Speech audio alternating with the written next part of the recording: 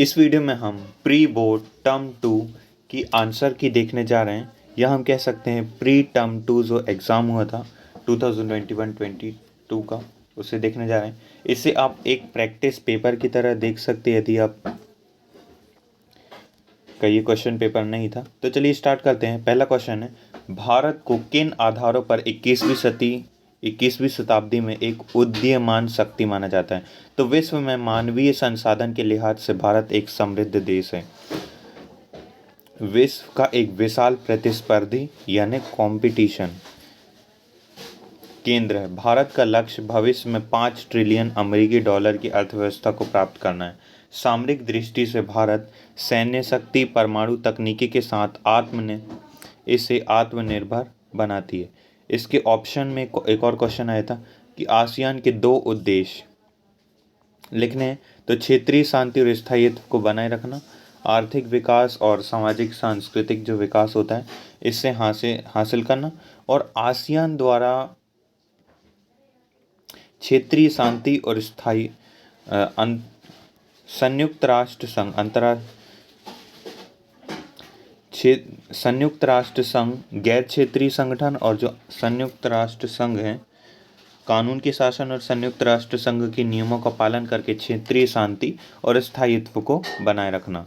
Next है दक्षिण Africa की प्रमुख विशेषताएं।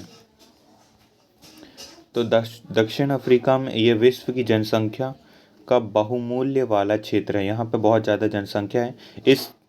इसके क्षेत्र में विकासशील देशों की श्रेणी में आते हैं, यानी कि जो साउथ एशिया के मैक्सिमम देश हैं वो विकासशील श्रेणी में आते हैं। यहाँ की अर्थव्यवस्था कृषि प्रधान है। ज़्यादातर लोग प्राथमिक क्रियाकलाप करते हैं। भारत इस क्षेत्र का प्रमुख देश है। और विशेषताएं यदि हम देखें तो फिफ्थ है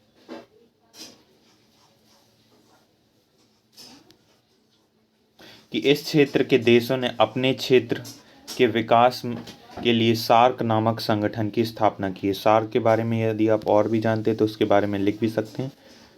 SAARC, South Asia Association for Regional Corporation, इसको बनाया गया था 1985 में। विभिन्न आर्थिक आपसी सहमति, जहाँ ऐसे 2 मुद्दे बताने जिस पे सभी की सहमति, तो वो है आर्थिक नीति पर सहमति। सभी की आर्थिक नीति पर सहमति है। देश के प्रशासन के मुद्दों में प्रांतीय दलों की भूमिका कोई स्वीकृति, यानी जो देश का प्रशासन है उसमें प्रांतीय दलों की जो भूमिका है उसको भी स्वीकृत किया जाता है। तो 2 ये बहुत इंपॉर्टेंट क्वेश्चन है। आर्थिक नीति में सहमति है सभी की, और दूसरा है देश के प्रशासन के मुद्दों में प्रांतीय दलों की भूमिका। अब है गठबंधन सरकार से क्या कहते हैं। तो जब चुनाव के बाद किसी दल को बहुमत स्पष्ट नहीं मिलता तो 2 या 2 से अधिक राजनीतिक पार्टियां मिलकर सरकार बनाती हैं, ऐसी सरकार को गठबंधन कहते हैं। अब एकात्मक मानवतावाद जो है उसके 3 सिद्धांतों पर आधारित। तो एकात्मक मानवतावाद निम्नलिखित 3 सिद्धांत है। तो समग्रता की एकता, धर्म की सर्वोच्चता, समाज की स्वायत्तता। समग्रता की प्रधानता, धर्म की सर्वोच्चता, समाज की स्वायत्तता।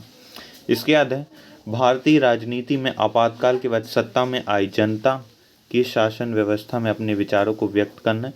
तो इसमें आपको यही बताना है कि आपातकाल कब लगा था, 1971 में। जब इसके बाद जब इलेक्शन हुए थे तो इंदिरा गांधी की गवर्नमेंट आई थी। आपको पता होगा कि 1967 के इलेक्शन में सबसे पहले इंदिरा गांधी जीती। मोरारजी देसाई और इंदिरा गांधी के बीच यहाँ कंपटीशन था, तो सिंडिकेट ने ये सोचा कि ये अनुभव कम है इंदिरा गांधी के पास, तो इंदिरा गांधी को ही बना देते हैं। उसके 1971 में यदि आप जानते होंगे तो भारत और पाकिस्तान के बीच युद्ध हुआ जिसमें भारत की जीत हुई। तो भारी बहुमत से इंदिरा गांधी की सरकार बनी थी। लेकिन प्रॉब्लम ये आ रही थी कि उस टाइम क्या हुआ कि मानसून में गिरावट आ गई, ये हमें युद्ध झेलना पड़ा जिससे सैन्य खर्चे बढ़ गए। और इतना ही नहीं, 1970 में जो युद्ध झेलना पड़ा, मानसून में गिरावट। अब मानसून में ख़राब होगा तो उससे मिट्टी सूख जाएगी और उस मिट्टी ख़राब हो जाएगी, और उसके अलावा फसल ख़राब होगी, और फसल का होने से खाने की कमी हो रही। खाने की कमी से क्या होगा, भूखमरी फैल जाएगी। तो यही आप सबको लिखना है कि आपातकाल के बाद कैसी स्थिति। तो आपातकाल के बाद आप लिख सकते कि 1977 में गठबंधन सरकार बनी थी, जनता पार्टी की सरकार बनी थी मोरारजी देसाई के नेतृत्व में। नेक्स्ट है ब्रिक और ब्रिक्स में क्या अंतर है। तो ब्रिक्स शब्द ब्राज़ील, रूस, भारत, चीन को संदर्भित करता है। 2009 में दक्षिण अफ्रीका इसमें शामिल हो जाने के बाद ये ब्रिक्स बन गया। जो एस है वो साउथ अफ्रीका को संदर्भित है। अब लोकतांत्रिक समाजवाद की कोई दो विशेषता हो तो लोकतांत्रिक समाजवाद भोजन एवं शरण के रूप में आर्थिक उद्देश्य, लोकतंत्र एवं स्वतंत्रता के रूप में गैर आर्थिक उद्देश्य। नेक्स्ट है वैश्वीकरण के संस्कृति को किस प्रकार प्रभावित किया। जो वैश्वीकरण है उसने संस्कृति को किस प्रकार प्रभावित किया है। वैश्वीकरण ने वैश्विक संस्कृति को किस तरह प्रभावित किया है। तो वैश्वीकरण से सांस्कृतिक समरूपता आई है, प्रत्येक देश की संस्कृति की मौलिकता प्रभावित हुई है। यदि हम देखें तो मैकडोनाल्डीकरण हो रहा है। मैकडोनाल्डीकरण से क्या मतलब है, यानी कि जो भारतीय संस्कृति है वो यूरोप और अमेरिका की संस्कृति के ढर्रे में ढलते जा रही है, वैसे ही होते जा रही है। नेक्स्ट है संस्कृतियों में पश्चिम संस्कृति का प्रभाव में वृद्धि हो रही है। देख सकते हैं वैलेंटाइंस डे वगैरह मनाया जाता है। पश्चिमी छात्रों की पश्चिमी पोशाक की तरफ अभिरुचि बढ़ रही है। नेक्स्ट है सांस्कृतिक विभिन्नीकरण को बढ़ावा मिला है। नेक्स्ट है भारत में एक दलीय व्यवस्था की समरूपता और अन्य देशों में इसकी विभिन्नता को स्पष्ट कीजिए। तो स्वतंत्रता के बाद भारत में एक लंबे समय तक एक दल का शासन रहा। इसके लिए भारत के ऐतिहासिक परिप्रेक्ष्य, चुनाव प्रणाली, दल की विचारधारा व उसका व्यापक सामाजिक आधार उत्तरदायित्व। अन्य देश पर इसका विभिन्न है, लेकिन जैसे चीन, क्यूबा, सीरिया में संविधान के द्वारा एक ही दल को अनुमति दी है। चीन, क्यूबा, सीरिया, म्यांमार, बेलारूस व इरिट्रिया में कानून व सैन्य उपायों के तहत यह प्रभुत्व कायम रहा। मैक्सिको में पीआरआई पार्टी का शासन है।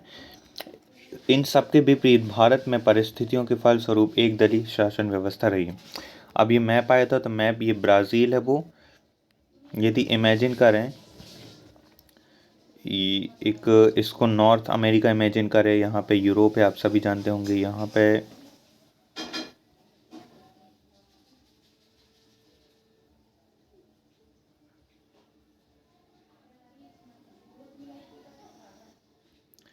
यहाँ पे यदि हम देखें तो अफ्रीका है और यहाँ पे काफ़ी बड़ा एशिया है।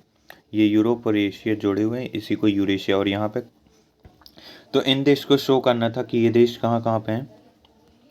तो पहला तो ब्राज़ील, यहाँ पे आप सभी जानते होंगे सबसे बड़ा कंट्री है नॉर्थ अमेरिका की। दूसरा जो है वो है रशिया। तो यहाँ पे ये जो नॉर्थ है, नॉर्थ एशिया, वो पूरा ही रशिया ही है। ये यूरोप तक विस्तृत है, काफ़ी बड़ा है। नेक्स्ट रूस के बाद है चीन। तो चीन यहाँ पे है। चीन के बाद थाईलैंड। थाईलैंड आसियान का एक देश है, यहाँ पे आपको मिल जाएगा थाईलैंड। तो इसी को आपको मैप में शो करना था। नेक्स्ट है वैश्वीकरण ने विश्व की आर्थिक रूप से किस प्रकार प्रभावित किया। तीन प्रभावों को लिखना है। तो वैश्वीकरण के कारण आर्थिक प्रभाव में वृद्धि हुई है। एफडीआई के कारण एक देश के बुनियादी ढांचा बेहतर हो जाता है और इसका विकास भी शुरू हो जाता है। यह प्रत्यक्ष विदेशी निवेश और तकनीकी नवाचार को बढ़ाने में मदद करता है। वैश्वीकरण के कारण विश्व में अधिकांश देश की एक दूसरे पर निर्भरता में वृद्धि हुई है। पूंजी और संसाधन की उपलब्धता अधिकांश देशों को सुलभ हुई है। वैश्वीकरण के कारण विश्व में अमीर व गरीब के बीच अंतर में वृद्धि हुई है। जो गरीब और शहर में रहते हैं उनके बीच में खाई में वृद्धि हो गई। नेक्स्ट वैश्वीकरण के युग में 5 ट्रिलियन की जो अमेरिकी डॉलर की जो अर्थव्यवस्था, उसको कैसे भारत अचीव कर सकता है।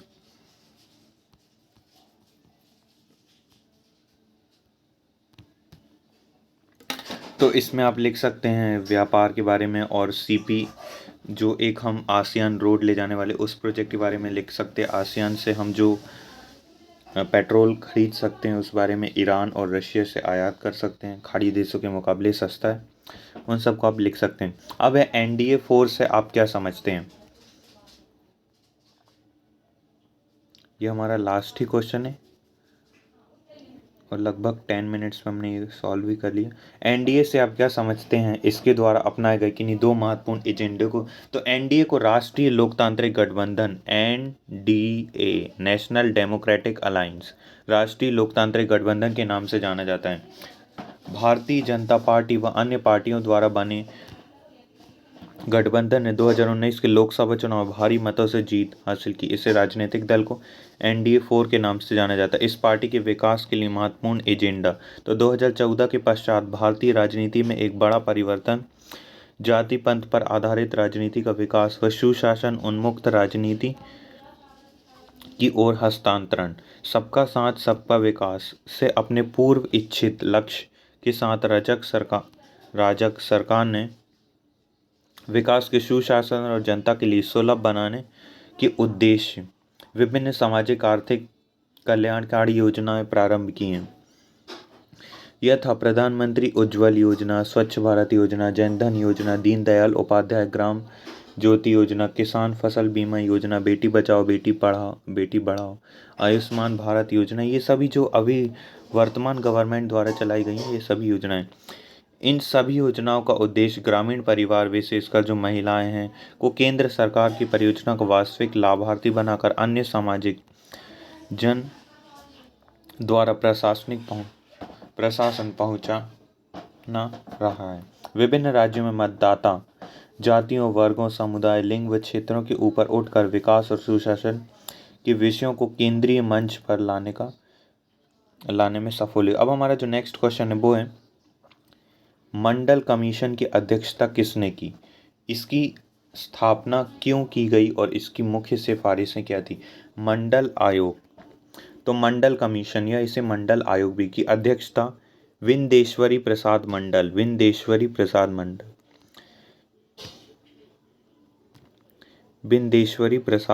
ने की। किसने? विंदेश्वरी प्रसाद मंडल। तो मंडल कमीशन की अध्यक्षता विंदेश्वरी प्रसाद मंडल के द्वारा की गई। यह एक समाजवादी नेता थे। वह 1967 से 1977 तक संसद के सदस्य चुने रहे। सामाजिक रूप से या शैक्षणिक रूप से पिछड़े वर्ग की पहचान करने के लिए 1978 में अन्य पिछड़ा आयोग की स्थापना की गई। इसने 1980 के में अपनी रिपोर्ट दी थी, लेकिन अगस्त 1990 में बीपी सिंह की सरकार ने इस रिपोर्ट को लागू करने की घोषणा की। और आयोग की प्रमुख सिफारिशें कौन सी थी? तो देखिए, अन्य पिछड़े वर्ग की पहचान शैक्षणिक सामाजिक आधार पर हो। अन्य पिछड़े वर्गों के लिए शैक्षणिक संस्थाओं और सरकारी सेवाओं आयोग में 27% आरक्षण। वित्तीय सहायता के लिए सरकार द्वारा अलग से वित्तीय संगठनों की स्थापना का सुझाव। सरकारी नौकरी, तकनीकी और व्यावसायिक संस्थाओं में इनके पर्याप्त प्रतिनिधित्व की सिफारिश की। तो यही था आपका क्वेश्चन पेपर। यही था सॉल्यूशन। तो आई होप आपको समझ आएगा। So at last, thanks for watching the video.